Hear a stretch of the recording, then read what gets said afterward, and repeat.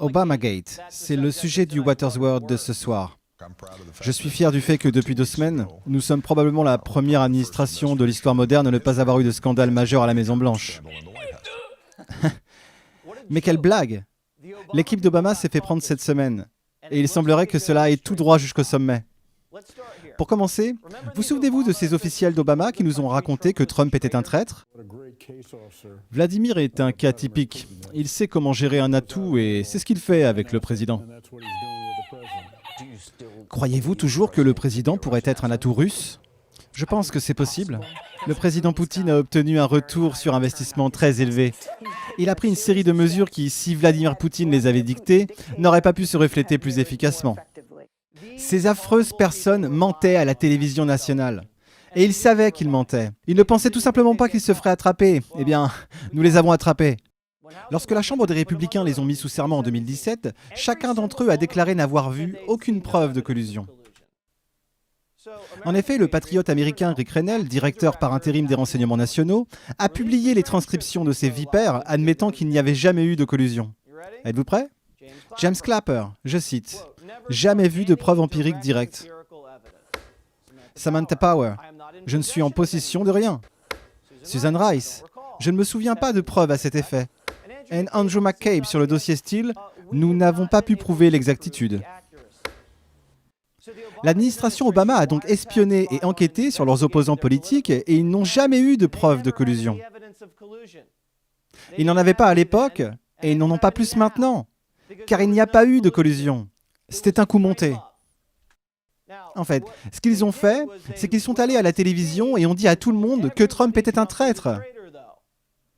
Adam Schiff l'a fait aussi. Ces gens sont mauvais et ils sont malades. Je les déteste pour ce qu'ils ont fait à ce pays et je ne leur pardonnerai jamais. Je ne leur pardonnerai jamais pour ce qu'ils ont fait à Michael Flynn, un général 3 étoiles qui a passé 30 ans à protéger l'Amérique. Le ministère de la Justice a finalement abandonné les poursuites contre lui. Voici le procureur général Bill Barr. Que devraient aujourd'hui retenir les Américains de vos actions dans l'affaire Flynn? Je veux m'assurer que nous rétablissons la confiance dans le système. Il n'y a qu'une seule norme de justice. Quand l'histoire reviendra sur cette décision, comment pensez-vous qu'elle sera écrite? Eh bien, l'histoire est écrite par les gagnants, donc cela dépend en grande partie de qui écrit l'histoire. Vous savez, c'est drôle, mais c'est également vrai. Et c'est pourquoi ce mois de novembre est si important.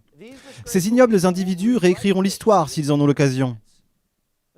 Bien que le ministère de la Justice ait déclaré qu'il n'y avait aucun fondement pour que James Comey envoie des agents du FBI auditionner Flynn, le ministère de la Justice a déclaré que l'entretien était injustifié et n'avait rien à voir avec une enquête légitime.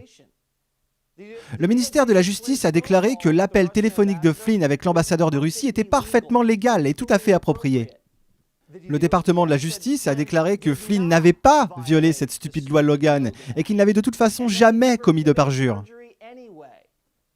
Souvenez-vous, nous avons finalement vu des documents montrant des agents du FBI complotant pour piéger Flynn, variant leur objectif pour le faire mentir, l'enfermer ou le faire virer.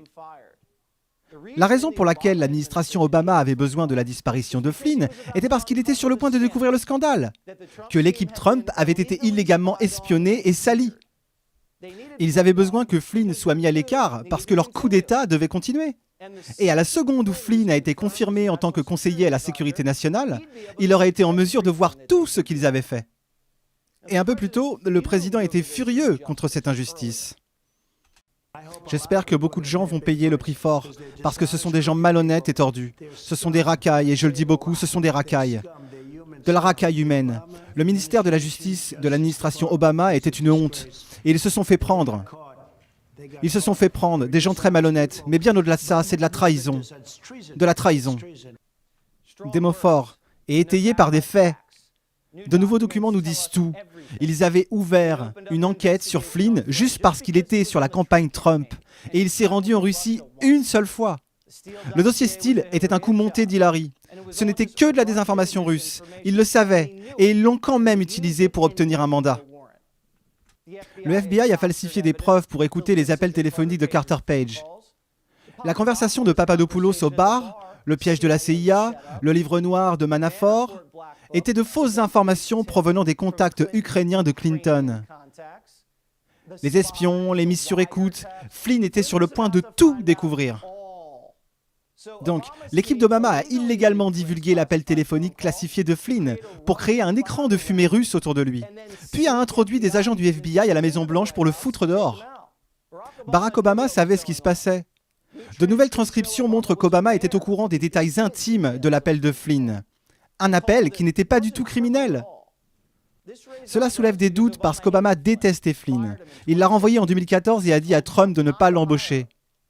Tout c'est clair maintenant, n'est-ce pas ? Comme nous l'avons dit la semaine dernière, Flynn est entré en conflit avec la CIA d'Obama. Il n'aimait pas à quel point ils étaient politiques et croyait qu'ils dissimulaient la vérité sur Al-Qaïda.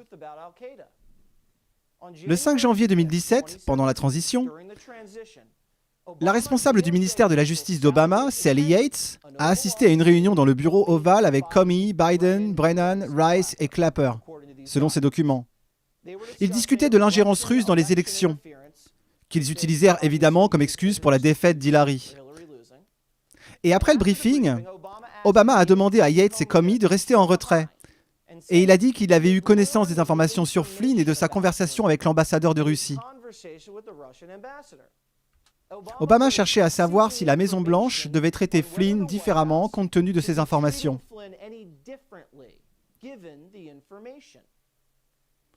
Yates a rappelé à James Comey, en mentionnant la loi Logan, devant le président, et ça a fini par être l'excuse bidon pour déclencher toutes ces choses. Un autre mémo révèle que Biden est resté également en retrait et fut témoin de la conversation. Vous rappelez-vous des SMS entre Page et Strokes qui sont sortis ? Rappelez-vous de celui-ci. La Maison-Blanche dirige tout ça. POTUS veut savoir tout ce que nous faisons. Évidemment, puisque les enquêtes de contre-espionnage sont effectuées uniquement pour le commandant en chef. Tout se connecte maintenant, n'est-ce pas ? Notre source nous informe que le procureur général Bill Barr vient de recevoir des documents qui sont un trésor de preuves et qui pourraient pointer directement vers l'ancien président Barack Obama, révélant son lien puissant avec le Spygate et le canular russe. Hier, le président Trump a laissé entendre que c'était loin d'être terminé. Voici le tweet. Hier était un grand jour pour la justice aux USA. Félicitations au général Flynn et à bien d'autres. Je pense qu'il reste bien plus à venir. Les flics ripoux et les politiciens malhonnêtes ne vont pas bien ensemble. Nous devrons attendre et voir comment tout cela va se dérouler. Les rapports indiquent qu'Adam Schiff est, je cite, en train de paniquer. Durham travaille sans relâche pour mettre sur pied une affaire pouvant être gagnée. Mais si cela va jusqu'au sommet comme il le semblerait, Bill Barr va devoir nommer un procureur spécial avec une vision plus large pour aller jusqu'au fond des choses. Ou devrais-je plutôt dire, jusqu'au sommet de l'Obamagate.